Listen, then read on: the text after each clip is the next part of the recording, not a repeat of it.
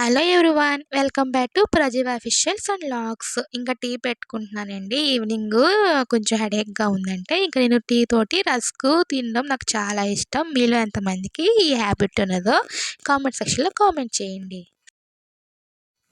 మనం టిఫిన్స్లోకి చట్నీ ప్రిపేర్ చేసుకుంటాం కదండి. ఒక్కోసారి మార్నింగ్ హర్లీ బర్లీగా అయిపోతుంది కదా. అయితే ఈ టిప్ని ఫాలో అవ్వండి. ఫస్ట్ వేరుశనగుల్ని ఫ్రై చేసుకుని పక్కన పెట్టుకోండి. తర్వాత పచ్చిశనగపప్పు మినపప్పును వేపుకుని పక్కన పెట్టుకున్నాక కొంచెం పచ్చిమిర్చి వెల్లుల్లిపాయలు చింతపండు వేపుకుని బాగా చల్లారిన తర్వాత ఏదైనా ఒక గాజు కంటైనర్లో తీసుకుని స్టోర్ చేసుకుంటే ఒక 3-4 డేస్ వరకు స్టోర్ ఉంటుందండి. తర్వాత మనం టిఫిన్లోకి తీసుకుని మిక్సీ పట్టుకోవచ్చు అనమాట.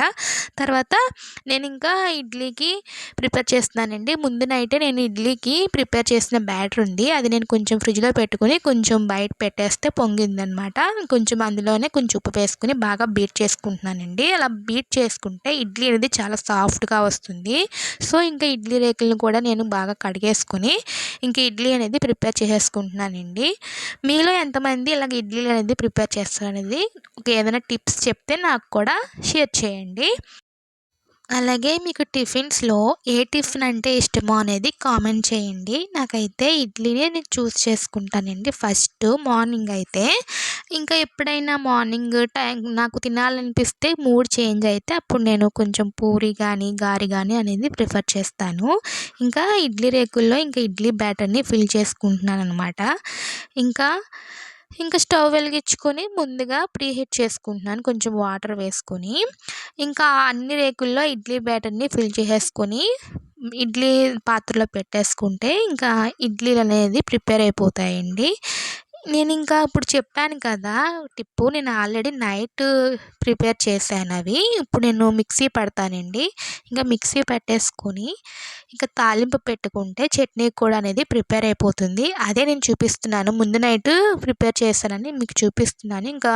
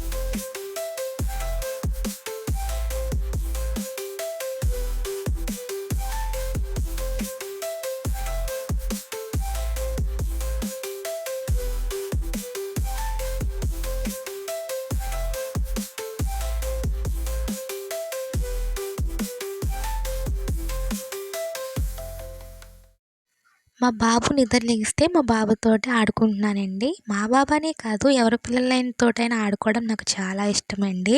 పిల్లలతో ఫుల్ క్వాలిటీ టైం స్పెండ్ చేస్తే చాలా బాగుంటుంది. ఆ రోజంతా చాలా హ్యాపీగా ఉంటుందండి. ఫుల్ క్వాలిటీ టైం వాళ్ళతో స్పెండ్ చేస్తే ఆ డే అంతా చాలా పీస్ఫుల్గా అనిపిస్తుంది నాకైతే. మా బాబు పడుకున్నప్పుడు నేను పనులన్నీ ప్రిపేర్ చేసుకుంటాను. ఏమైనా పెండింగ్ ఉంటే అప్పుడే నేను కంప్లీట్ చేసుకుంటానండి. ఇంకా బాబు మెలకువగా ఉన్నప్పుడు బాబుతోటి ఆడుకోవడం లేదంటే ఏదైనా వాడికి ఏదైనా చెప్పడం అలాంటివి చేస్తూ ఉంటాను. ఎప్పుడైనా మనకు తల్లయితేనే కదండీ ఆ విలువ తెలుస్తది. సో, ఇంకా బీరువాలో ఉన్న బట్టలన్నీ ఇంకా సర్దుకుంటున్నాననమాట. అంటే శారీస్ అన్నీ కొంచెం గజిబిజిగా అయిపోయాయి. కొంచెం వాటిని వాటి ప్లేస్‌లో పెడుతున్నాననమాట. సొరకాయ హల్వా చేశానండి. అదే చూపిస్తున్నాను. నేనింకా షార్ట్ వీడియోలో కూడా అప్‌లోడ్ చేసేసాను. ఎవరైనా చూడకపోతే వెళ్ళి ఒకసారి చెక్‌ఔట్ చేసేయండి. మీకు వన్ మోర్ టిప్ చెప్తాను.